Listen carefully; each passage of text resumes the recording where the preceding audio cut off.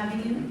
This is an amazing kind of place in the world. In a world where there's so much crazy news, crazy things happening all the time. I'm really excited for today's presentation. That being said, I read something recently that was a story of how these sweet ladies in Tennessee, for years and years, they get up at 4 in the morning and they would bake pound cakes and deliver goods to people in need. They'd sneak out of the house. They had figured out that within their budgets, their household budgets, if they did their own laundry, they'd be able to save $400 a month and to give to people in need. And it's that kind of light in the world that they pass down to their children and their children's children that we see happening with Helpmate, where it's good news stories, which we need more of in this world. So April has worked in the domestic violence prevention realm for 29 years here in North Carolina. And she just has really dedicated her life to helping other people. It's so inspiring. So, we're going to have April up here in just a second, just to say it. Let's get to format. So, if you have a question after her presentation, raise your hand, wait for the microphone, speak clearly, because we're recording. That's how you can be heard. And we'll go from there. So without any further ado, April Burgess.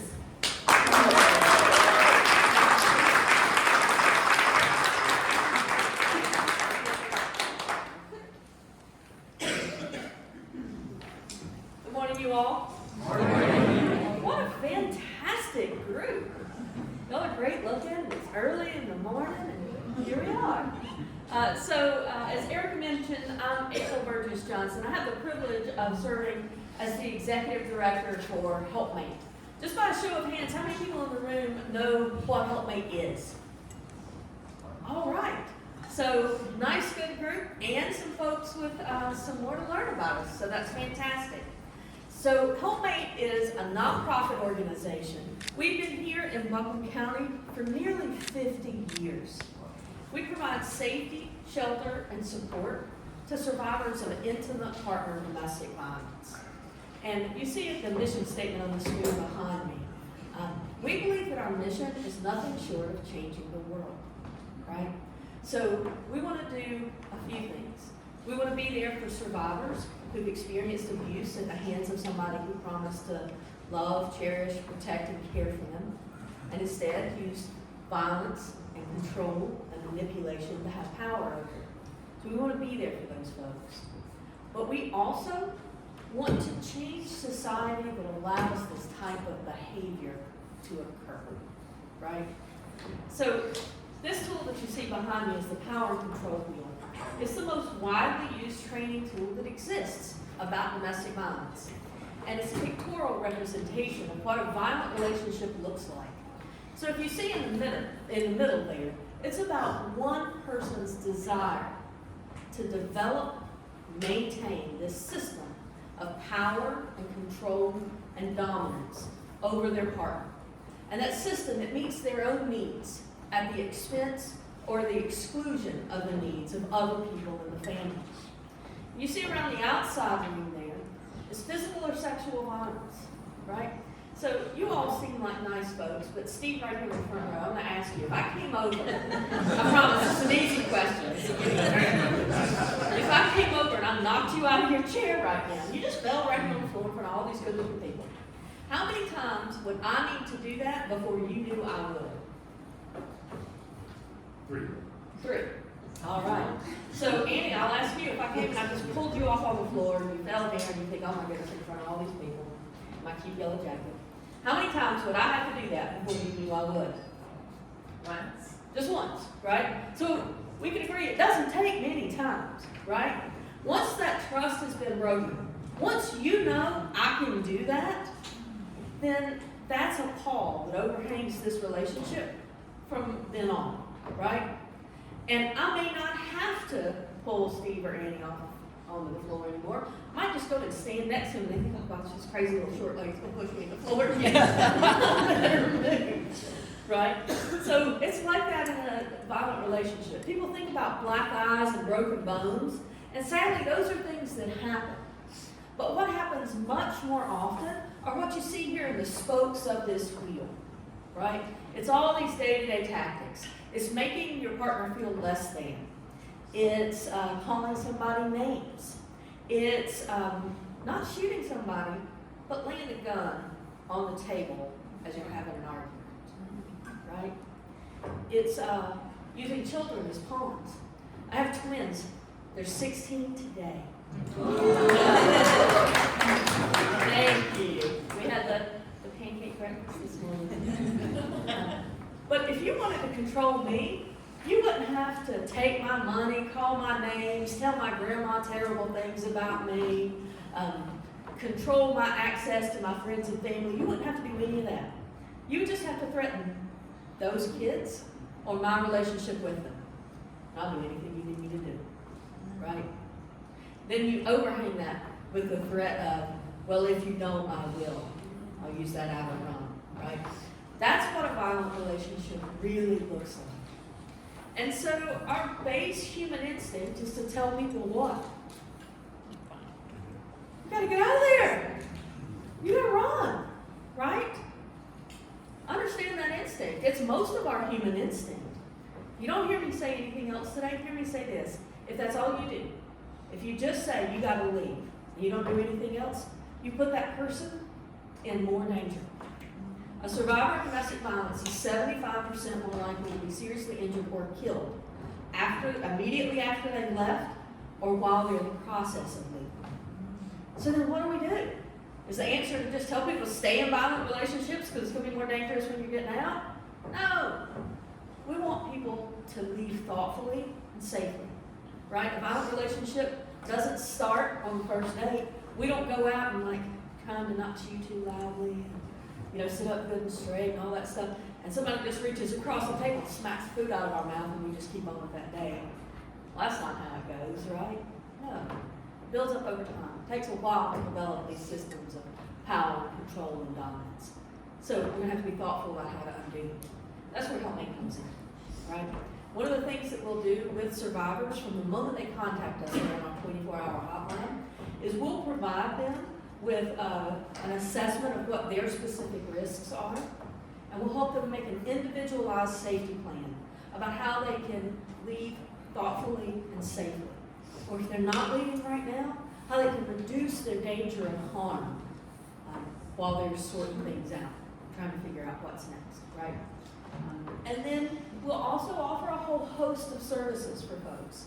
We have a safe haven where adults and children can flee when their homes are no longer safe and they're rendered homeless because they're fleeing abuse. So we offer that emergency shelter, and that's a service we've provided for nearly 50 years. We offer case management support. So that's answering the practical questions for people like, where am I going to get diapers for the baby? Where am I going to get a new job? How am I going to get to that new job? We'll work with folks on some of those questions.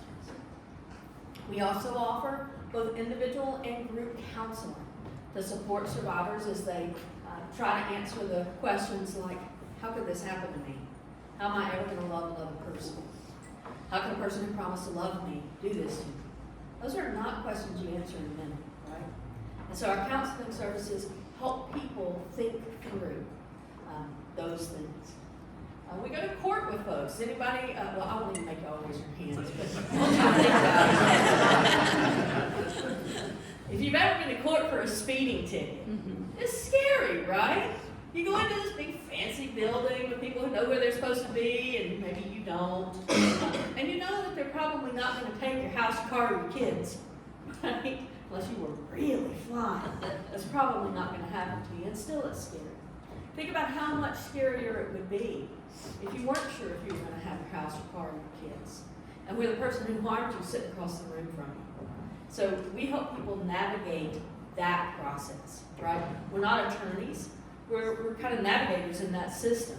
We help people understand where to go, what paperwork they need, who to talk to about various things. And then we do what I'm doing right now. We go out and tell our community that we're here. A survivor of domestic violence is 50% more likely to reach out to one of their friends. Now, I hope everybody's going to raise their hand when I ask you if you've got a friend. Right. Now, among that group of friends, if at least 3 of them are women, or 10 of them are men, or 2 of them are trans, then one of your friends has or will survive domestic violence at some point in their lives, right? And they're more likely to come to you than they are to me first. So it's our collective responsibility to know what services are available and how to get people to them, right? So that's why we're here this morning. So a little bit about our county and our history with domestic violence. So 2013 was a really dark year in our community. We lost 8 people in this community to domestic violence homicide. That was more people than the city of Raleigh, which is a community 5 times our size. And it was a real wake-up call that we needed to do a lot of things differently. And so we started overhauling service systems, one by one. We looked at law enforcement. They now use this tool called the Lethality Assessment Protocol. It's exactly what it sounds like. It's a homicide reduction tool. They go out into every domestic violence call they respond to. They separate the victim and the offender, and they screen for abuse. And when that victim is in high danger, they put them on the phone with Helpmate's hotline right there from the crime scene, because we know that early intervention is the best intervention, right? We're doing a similar thing with medical providers. We launched a big public awareness campaign. We saw specialized units get developed in Asheville Police Department, Buncombe County Sheriff's Office, the District Attorney's Office, and our Social Services Department. Over and over and over, we made changes to try to impact our community. We did a study called the Path to Safety Study. We looked at what families had to go through in the first 3 days after trauma as they were trying to get help. We found out that survivors had to fill out 61 forms. They had to talk to 21 people in a dozen different places. They got more than 30 referrals, some to the same place, over and over and over again. And it was just too complicated for some of them to navigate. They already felt defeated and hopeless and like they couldn't trust anybody in the world. And now the system was so fragmented it couldn't help them. Well, we worked to fix that. We opened in 2016 the Buncombe County Family Justice Center. It's a place that co-locates multiple types of victim services into one safe place. So now survivors walk through one door. They sit in one room, and the service providers take turns coming to them, right? So when we did these overhauls, it had dramatic impact on our county in lots of different ways. One of the most important ways is that it created this giant funnel that used a no wrong door approach. Whether the survivor called the police, went to the doctor's office, walked into the Family Justice Center, went and talked to their therapist, served as a state's witness for a crime that was committed against them, all of those people were singing off of one sheet of music. They were all saying, "You called Helpmate." And it worked. We saw, right now, we serve 3 times as many survivors. We answered 5 times as many hotline calls as we did just a decade ago.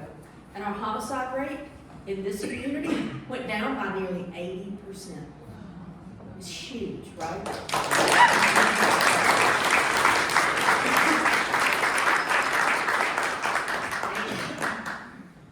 So what that meant for Helpmate is that we had to grow fast and a lot, right?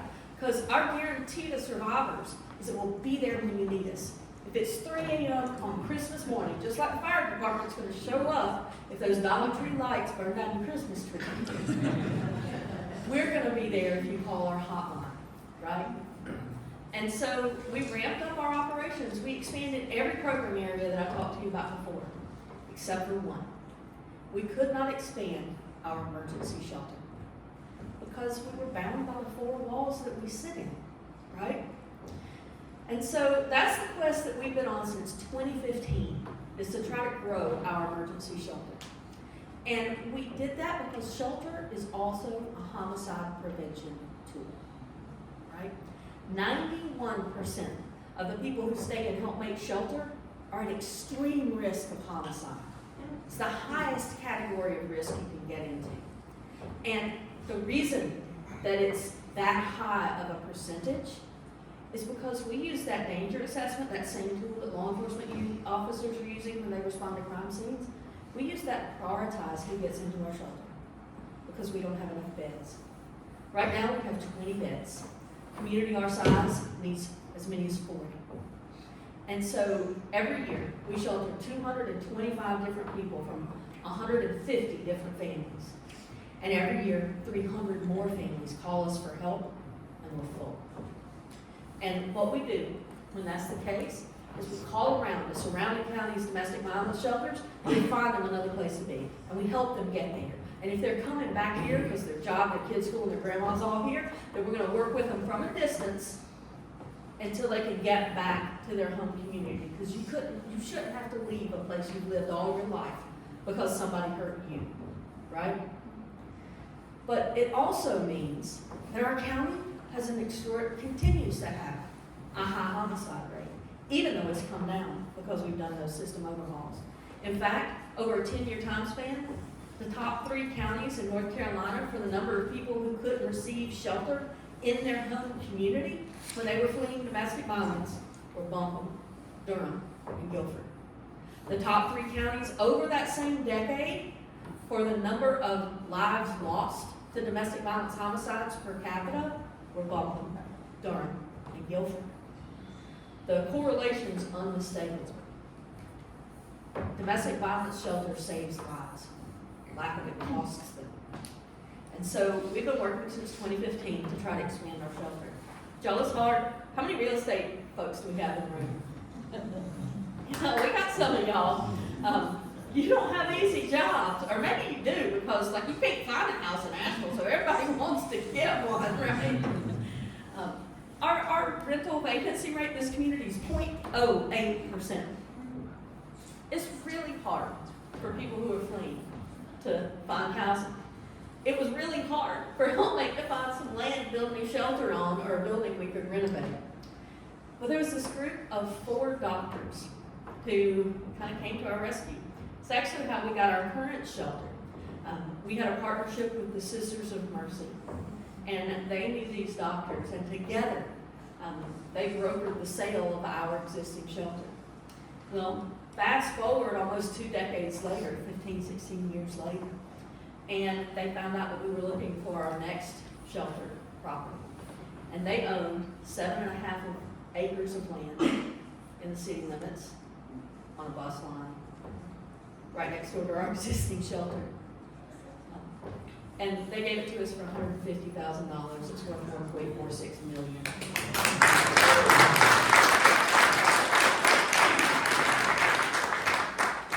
And that got us started, right?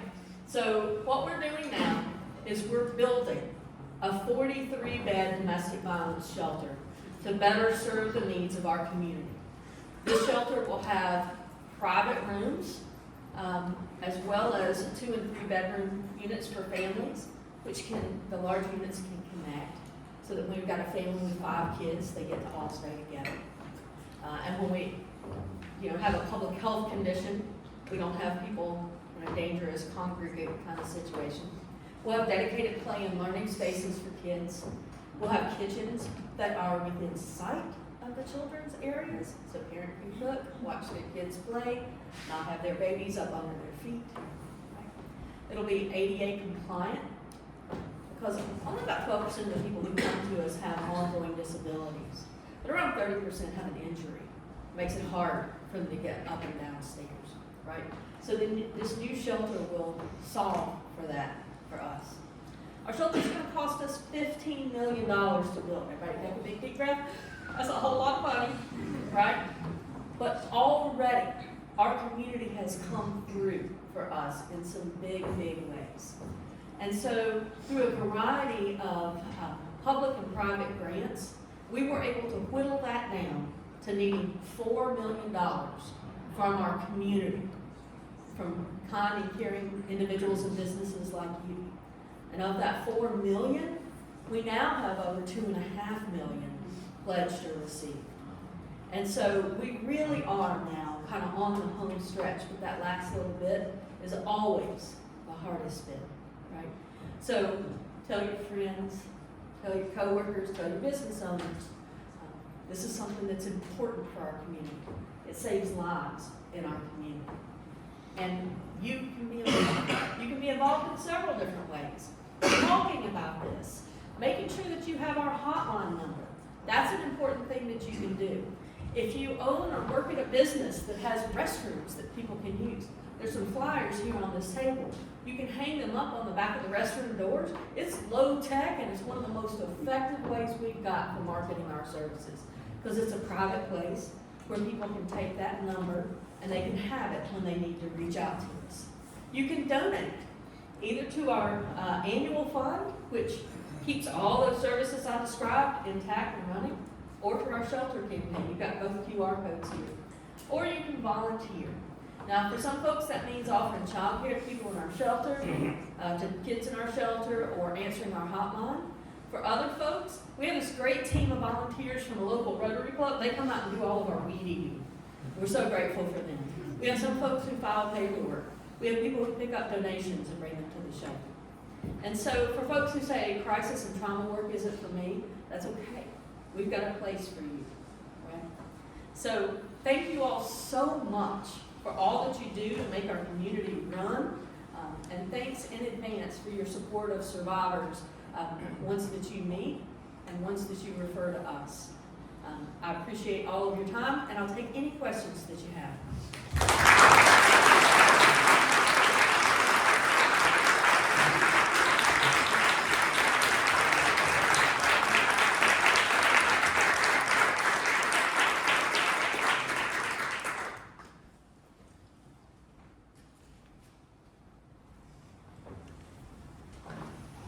Hey, I'm Abhi. Morning. Congratulations on doing some really wonderful and critical work. I was just curious, you talked about systems change and sort of getting at the root of conditions that allow for domestic violence to occur. Can you talk to us a little bit more about what that looks like long term?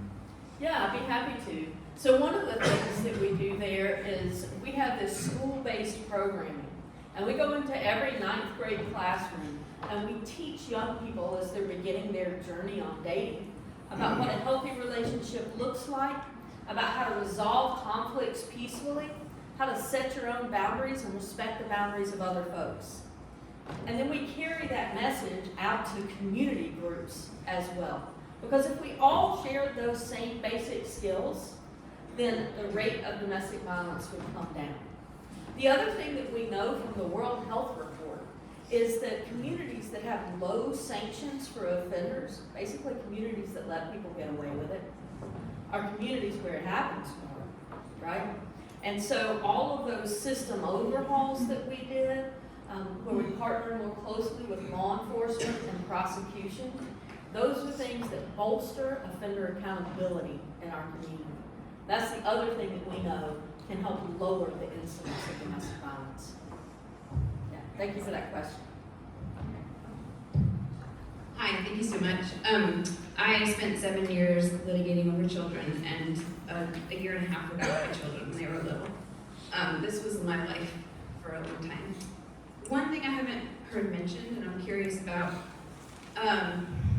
in the religious community, a lot of times it's hidden because people are trying to go to clergy who keep it in-house, and then it's a very patriarchal system. I wonder if there's any partnership with churches and religious communities, not just through giving resources, but helping to shift culture. Thank you so much for that question, and thanks for sharing your experience. I'm glad to see you're on the other side of that. Yeah. So we work with faith leaders to try to help them. Like, where else do you go once a week and have somebody tell you how to act? Right? That just doesn't exist. And so it's a great place to be able to send messages about safe and healthy relationships and what's appropriate and inappropriate behavior, both as a partner and as a parent, right? And so we partner with Our Voice and the Mountain Child Advocacy Center, and we formed this 10-year strategic plan called the Buncombe County Pathways to Prevention Plan. And it was the first plan in the state of North Carolina to use a CDC-endorsed model to do exactly what you described, to change people's attitudes, beliefs, and behaviors about domestic violence. And a key component of that is working with faith leaders to make sure that they have the resources that they need to know that people can get help, and the resources to know that couples counseling, while wonderful in many situations, is really not indicated when there's domestic violence. Because counseling assumes some level of equality that isn't there when there's violence in that relationship, right? And so we try to share that information out with our community. If you all know religious leaders who would be open to this message, let me know. Just a quick anecdote, there's a large church here in Buncombe County. We called them, we said, can we put some flyers up in your restroom? That we call them churches and synagogues and faith communities that day. And they said, it's not really a problem here. Like we're real sweet, kind of close-knit group. I'm not heard, we're talking to the leader of this congregation. I'm not heard of that issue coming up. And we said, well, how about we just try it for a week and see how it goes? We put the posters up for a week and all the little numbers got torn off. So he calls us and he was like, I think I need another one of those posters. But it's probably like it was just a couple of people and now we've dealt with it again. So we put the posters up again. The next week, all the little bits were torn off. And he came back to us and he said, okay, we need to learn some things. Tell us what we need to know. And so we went in, we did some education in that community with the leaders of the congregation. And now they provide a regular monthly donation to Helpmate because they recognize that their work and ours are intertwined.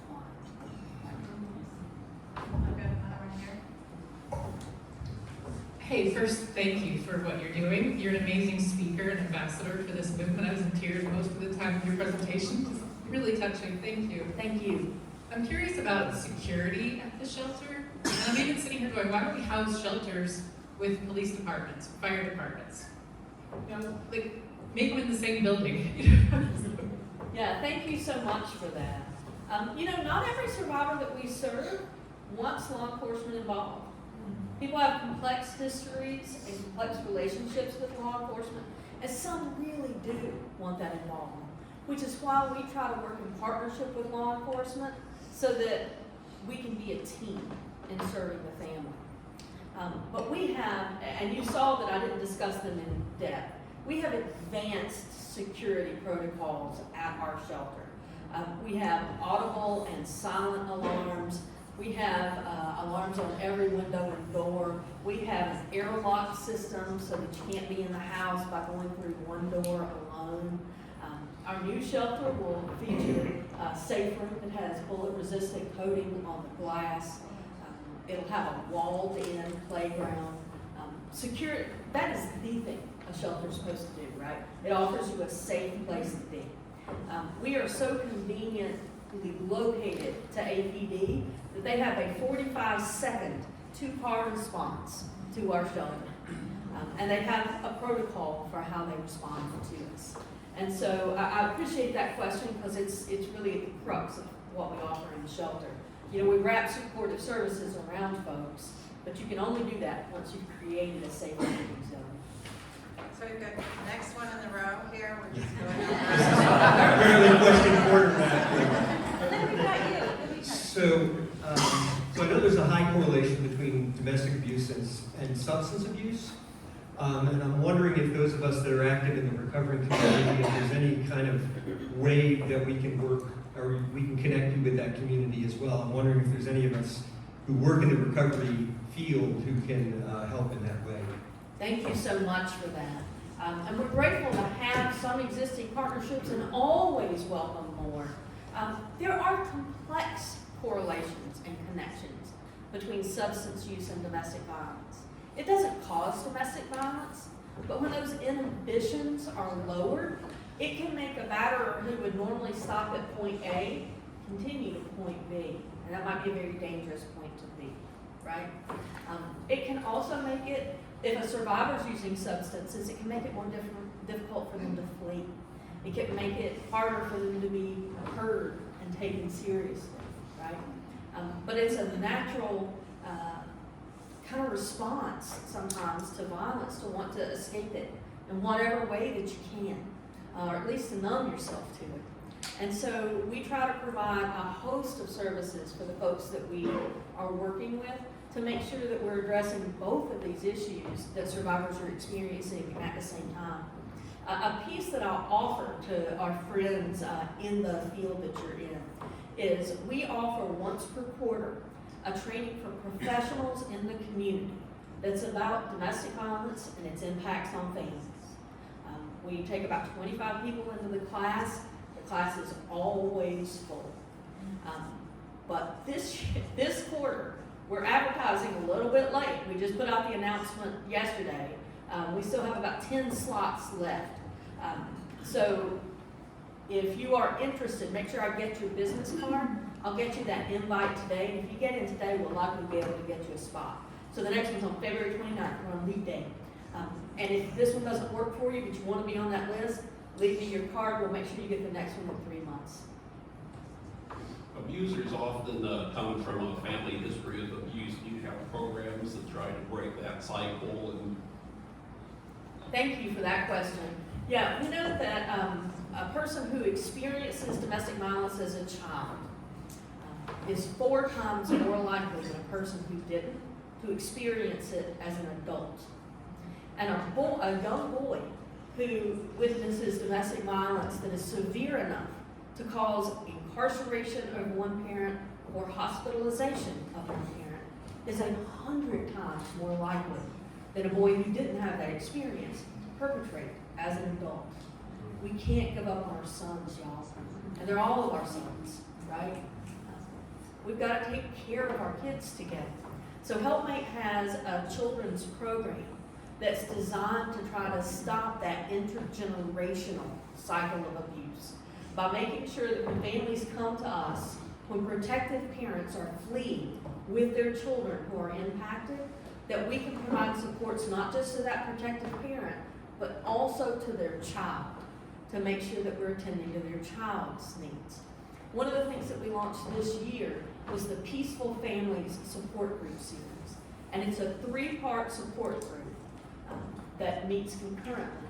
So we have teens that have witnessed domestic violence that impacted one of their parents, or who've been in their own dating relationships where there was violence. They come and they learn those same basic skills that I talked about with our school-based programming. But they get to do that in an environment where they discuss it, they share, they practice, they learn from one another, and from the trained therapist that facilitates the groups. And at the same time that they're doing that, their protective parent attends a group that's all about how to support your teen, practicing these new skills that they're learning. And we have a therapeutic play group for the younger children that meets at the same time, so that childcare doesn't become a barrier for the family to attend the groups. So I appreciate that question. It's something that's a close passion of mine, to make sure that we're looking long-term in addressing the issue. Thank you. We've got 3 more queued up. Hello there. Yeah, I had to go because of Because you're road. Yeah. I have 3 questions for you, actually. One, I had heard of Helpmate, actually at my synagogue. I went to the bathroom, and on the back of the men's door, Yeah. I was surprised to see that several numbers were taken off of there, just because, we don't think so. It's very hidden, as you mentioned. So first question, I guess, what percentage of men come through versus women? First question. Mm-hmm. So national averages are going to show that between 5 and 20%, depending on which study you're looking at, of domestic violence survivors are male. Sometimes their partners are female that have battered them. Sometimes their partners are male that have battered them. And at Helpmate, our number ranges between 5 and 10% per year. Thank you for that. And then you mentioned the school program where you go in and teach people how to talk to each other Right. goodly, So I think that's a pretty important thing. There should be more of that. And I guess when does it go from a dysfunctional relationship to an abusive one? That is such a good question, right? And it's got complex answers. So I'll invite you to our February 29th training. I'll do that. It's some depth.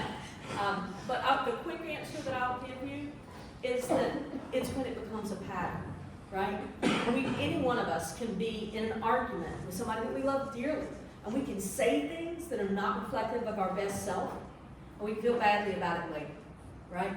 And that's going to happen from time to time in a relationship. But when that happens over and over and over again, and it's one person who's wielding that club over the other, and when you look at who has the power in the relationship, right? Whose needs is that behavior meeting, right?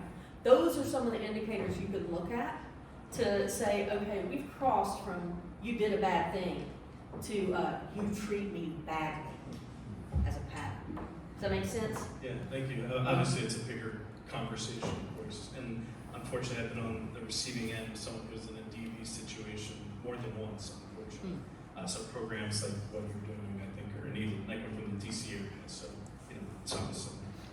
Last question for you, this one a little easier. Other than financial donation, what items, or I assume you're looking for items too, or what things are you looking for the shelter?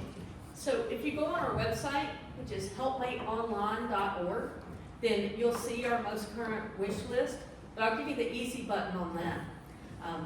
So instead of just bringing us spoons, which I don't know how spoons walk away in shelter, but we are forever today, minus some teenagers.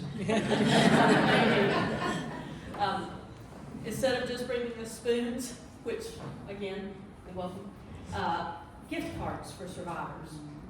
Small denomination, like up to $25 gift cards, typically to Walmart, Target, or Ingles, because you can use those to buy that special kind of formula your baby needs because they're allergic to the regular formula. You can use that for medication copay. You can use that for gas. And when a family comes to us and they've got a special need like that, or they're fleeing, like I'm going to go to my mama's house in Kansas, but I don't know how I'm going to get there, those Walmart gift cards can provide gas along the way. So that's the easy way to donate things that go directly into the hands of survivors. Andy, you have a question? I was actually going to ask the same first question you did, which is about men.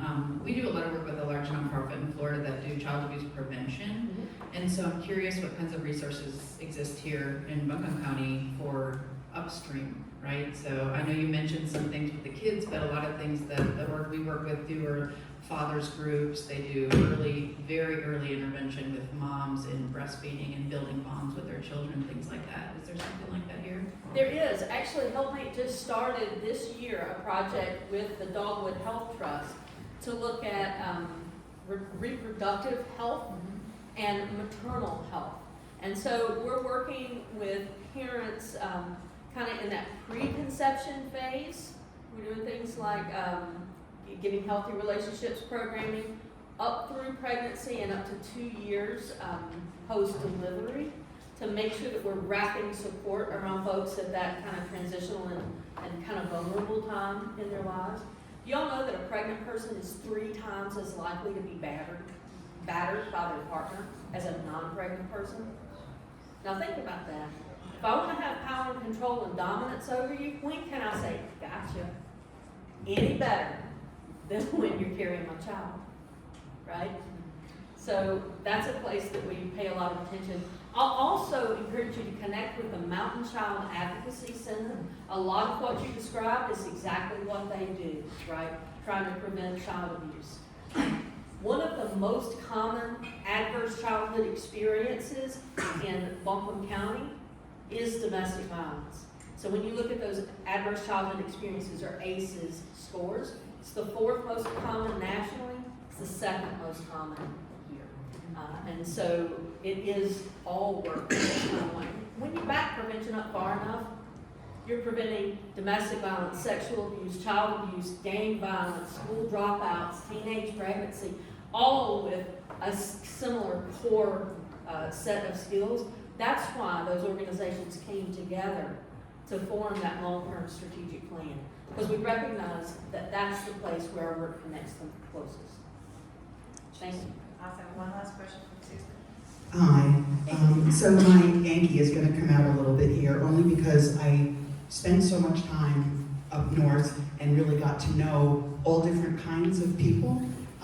So the references might not be right, but the same thing has got to be here. And I'm talking about like a bro culture, where men can participate in this by helping other men maybe recognize what they're doing or at least not encourage it. So I know that one of the things, oh yeah, we're looking at sports, oh, and whatever it might be, you kind of get into that bro culture is the only way I really know how to describe it. And you might hear one of your friends or one of the people that you're hanging out with say something that maybe gives you a clue that they're not doing the right thing in their relationships. Do you have, like, if you're one of those guys and you're hearing that, well, what could be a way to maybe help them maybe hear a message that they might, in the past it would have been like, oh God, that you would never say anything, because then who are you to not think that, you're the man in your house or whatever. So anyway, I think you got my point. Thank you. Yeah, thanks for that, Susan. And what we try to do is turn bystanders into upstanders, right? And that's a lot of what prevention curriculum is about, is interrupting that toxicity that you're describing. Because in the end, it robs us all of something. I mentioned to y'all that my kids are 16 today. So I think back 16 years ago to when they were born. They're twins, so they were preemies. So they were in the NICU for a little bit after they were born to make sure they were okay. Thank goodness they were. But it was at a time when my kids were born in Durham. The Duke Hospital had some mechanical issue with their NICU, so they had twice as many babies in half the amount of space at Durham Region where we were. And so all these babies everywhere. And I walked in, and there's this baby that was much younger, born much earlier than my kids were. Excuse me. This baby's maybe 2.5 to 3 pounds, and his dad keeps coming in to see him. So I'm in there seeing my kids and singing to them, talking to them, trying to bond because they just showed up. And his dad comes in, and every time he's there, and it's just he and I, we chat a little bit. Maybe a nurse will come by, go pick up the baby, hear his little thing, we'll talk to him. He's crying, trying to tell the baby that he's going to be okay, that he's going to be there for him, he's going to protect him, he's going to care for him no matter what. Right? It's a very sweet and heartwarming thing to see. But then a male doctor walks into this NICU, and I watch this man stand up and wipe his face and pull himself together. His voice goes down an octave. And I think, how sad. How sad that you feel like you've got to portray this image to this doctor that's walked in. And what has that moment stolen from you and your son? And what's he going to learn as he grows up, right? And I think that's where we start undoing some of the toxic masculinity that men have placed around their neck like millstones, right? Is we talk about the value of those soft and kind moments, right? We can undo the bad behavior as well. And it's important for all of us, especially the men among us, to be able to say, hey, let's not do that. That's not okay, right? This person you love, speak about the time. That's important. But equally as important are nurturing those other moments and realizing how very much value they have.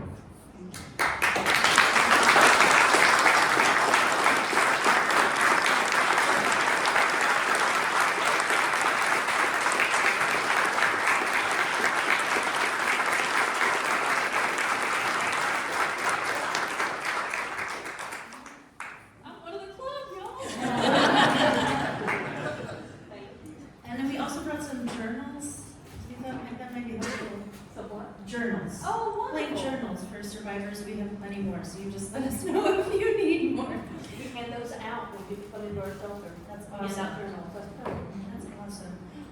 I don't know about you guys, but I feel like this has just been such an inspiring morning. This is like incredible the work that you're doing. Thank you for working so hard in our community to make changes. Thank you. Thank you all so much for your time this morning and for your really thoughtful questions. It means a lot.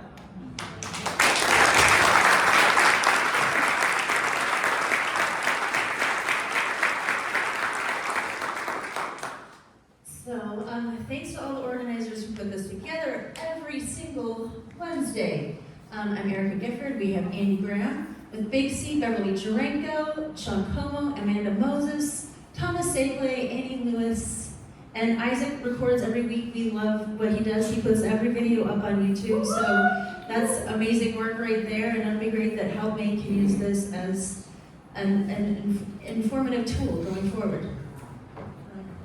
We did that. Shout out to all the sponsors, Charlie and Troy Ball, Inside Edge Consulting, Score, the Hatch Foundation, Eli the Computer Guy, Annie Lewis with eXp Realty, Biz Radio, Venture Asheville, Edward Jones, Hatchworks, WMC Business, Mountain BizWorks, Big C, Dynamite Coffee Roasting, Viking Mergers and Acquisitions, and big hand for Coffee Curious, Tony, who makes our coffee.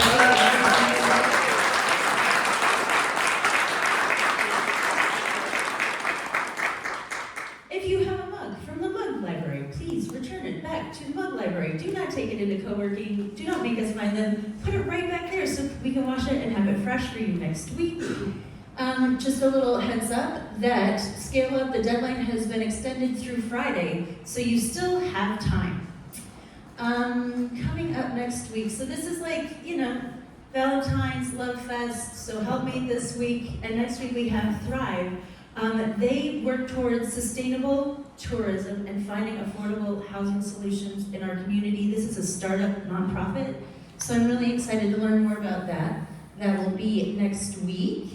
And on Thursday, we're having our Hatch Mardi Gras party. You guys are all invited. We're cooking. Sean's making red beans and rice, crawfish etouffee. We'll have the beads, the masks. It'll be so much fun. 4-ish.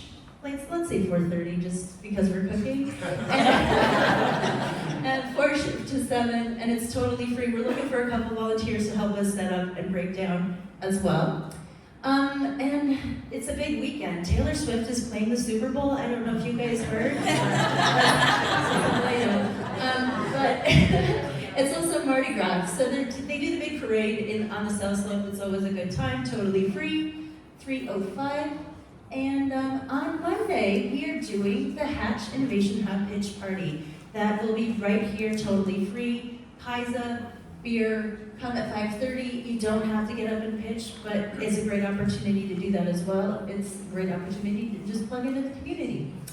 Then on Tuesday, the skiing agency is having their community financial education course, and that's Joel Skeen. He's here often, but not today, but we love what he's doing.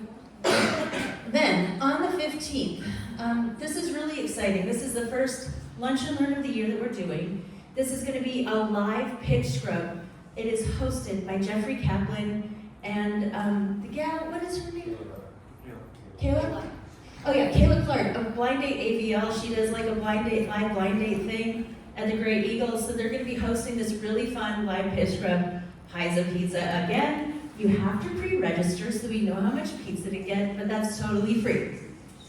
And, very exciting, Coffee Curious is doing a beta test. This is going to be on the 25th, which is a Sunday. It is at 1 o'clock, and basically, I'm going to let Tony say a little bit more about this, but she needs 50 people to come in and do a beta test and taste the coffee. Thank you so much. Hey guys, right in this room, oops, sorry Charlie.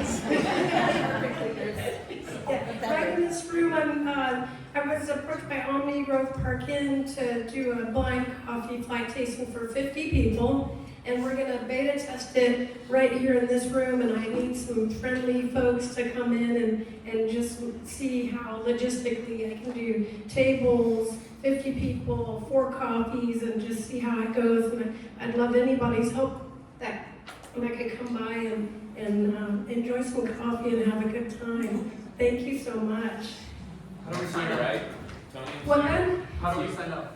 Oh, I'm sorry. Thank you for asking that question. I have an Eventbrite sign up, and if you search Coffee Curious Workshops, Blind Coffee Flight Tasting, you can grab a free ticket. So I appreciate everybody's help. Thank you so much. Yeah, thank you. Put it on our Eventbrite too. Thank you. Thanks, guys. Yay, Tony! We love Tony.